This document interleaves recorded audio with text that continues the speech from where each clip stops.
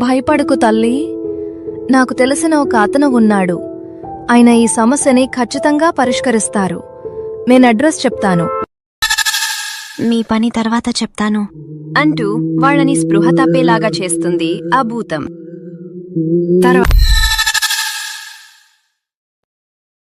హాసిని ఆ దెయ్యం నుండి తప్పించుకుని చాలా దూరం వెళ్ళిపోతుంది. 2-3 రోజులుగా చాలా చోట్ల దాక్కుని ఆ భూతానికి కనపడకుండా ప్రయాణం చేస్తుంది. ఆ భూతం హాసినిని వెతుకుతూనే ఉంటుంది.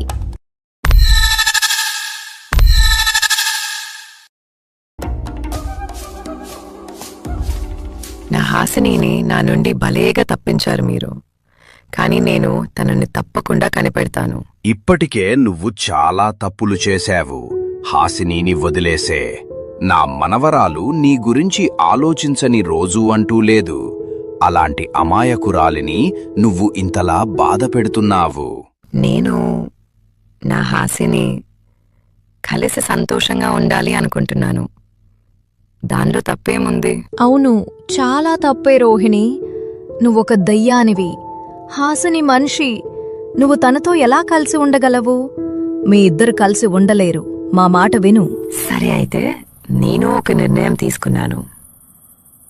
నేను భూతం కాబట్టి నేను హాసినితో ఉండటం మీకు ఇష్టం లేదు. హాసిని కూడా చనిపోతే ఎలాంటి సమస్య ఉండదు కదా. హాసినిని కనిపెట్టి తనని చంపేసి ఇద్దరం కలిసి ఉంటాము.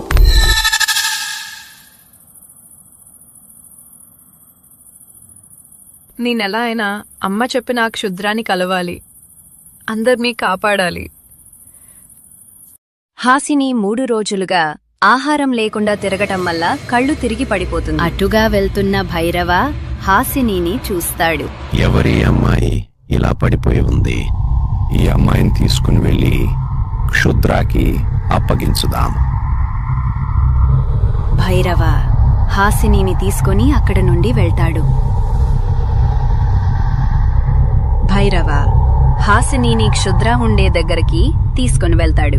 హాసిని మీద నీరు పోయగానే తను లెగుస్తుంది.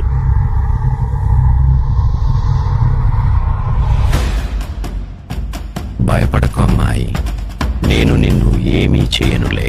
నాకు మీరు ఒక చిన్న సహాయం చేస్తారా? ఏంటో అడుగు. నన్ను క్షుద్ర దగ్గరికి తీసుకొని వెళ్తారా? ఎందుకు నవ్వుతున్నారు? క్షుద్ర స్థావరానికి వచ్చి ఆయన దగ్గరికే తీసుకుని వెళ్ళమని అడుగుతున్నావా? ఏంటి, ఇక్కడేనా క్షుద్ర ఉండేది? నేను క్షుద్రతో వెంటనే మాట్లాడాలి. దయచేసి ఆయన్ని పిలవండి. సరే, నేను పిలుస్తాను.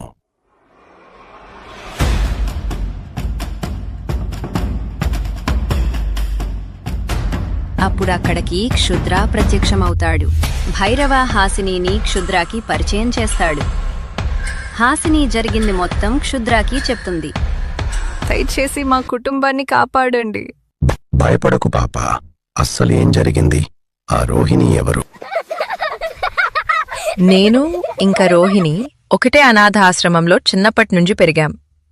ఒకరంటే ఒకరికి చాలా చాలా ఇష్టంతో పెరిగాం. మా ఇద్దరిలో ఒకరు బాధపడితే ఇంకొకరు ఓదార్చేవాళ్లం. మా బంధం ఇంకా చాలా బలపడింది. రోహిణి, మన లక్ష్మిని ఎవరో దత్తత తీసుకున్నారంట, తెలుసా నీకు? తెలిసింది హాసిని. ఇప్పటి నుండి తను చాలా సంతోషంగా ఉంటుంది. ఇంకా హాసిని, ఒకవేళ మన ఇద్దరిలో ఒకరిని ఎవరైనా దత్తత తీసుకోవాలి అనుకుంటే మనమింక శాశ్వతంగా విడిపోవాల్సిందేగా. అదేం కాదు రోహిణి, మనం ఎప్పటికీ కలిసే ఉంటాము. కొన్ని రోజుల తర్వాత అక్కడికి నారాయణ, మహాలక్ష్మి మరియు నారాయణ వాళ్ల నాన్న అక్కడికి వస్తారు. నారాయణ మరియు మహాలక్ష్మికి పిల్లలు లేకపోవటంతో దత్తత తీసుకోవటానికి అక్కడికి వస్తారు. అప్పుడు అటుగుండా వెళ్తున్న హాసినిని చూసి ముగ్గురు ఇష్టపడతారు.